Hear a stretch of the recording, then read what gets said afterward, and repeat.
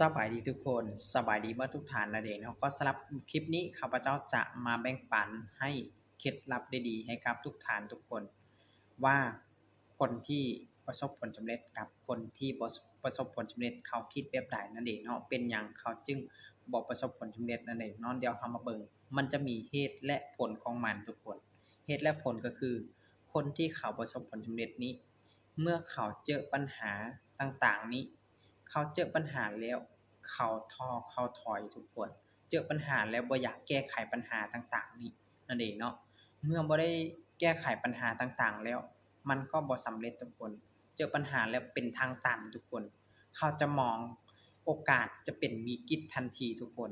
สำหรับคนที่บ่สำเร็จนะเขามองโอกาสนั้นจะเป็นวิกฤตหรือว่าเบิ่งปัญหานั้นมันเป็นทางตันเขาเจ้าคิดแบบนั้นนั่นเองเนาะเขาก็ท้อเขาก็ถอยต่างๆ เจอปัญหาเล็กๆน้อยๆก็ท้อถอยต่างๆนั่นเองเนาะเพราะว่า mindset เขาบ่ผ่านเป็นคนที่แบบอ่อนแอยอมแพ้ได้ง่ายทุกคนแต่อยากได้อยากมีเช่นเดียวกันแต่ว่ายอมแพ้ไวทุกคนแต่คนที่เขาประสบผลสำเร็จนี้เมื่อเขาเจอปัญหานี้เขาจะพันฝ่ามันไปทุกคนมันเขาจะ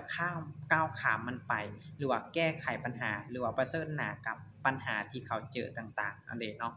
ฉะนั้นถ้าคนใดที่มี mindset ที่เกี่ยวกับในเรื่องของเจอปัญหาแล้วพร้อมที่จะแก้ไขพร้อมที่จะพัฒนาตัวเองพร้อมที่จะปรับปรุงแก้ไขแล้วก็ก้าวข้ามปัญหาไปก็คนนั้นก็จะประสบผลสำเร็จเพราะว่าหลังผลเขาเจ้าเอิ้นว่าหลังผลจะเห็นภางามทุกท่านหลังความพยายามนี้จะเห็นความสำเร็จอันนี้เป็นสิ่งที่สำคัญคำคมตัวนี้ถูกต้องเลยทุกคน เพราะว่าร่างความพยายามนี้ทุกคนถ้าก้าวข้ามกำแพงนี้ไปเขาจะเห็นความสำเร็จทุกคนสำเร็จในชีวิตเพราะว่าจะเป็น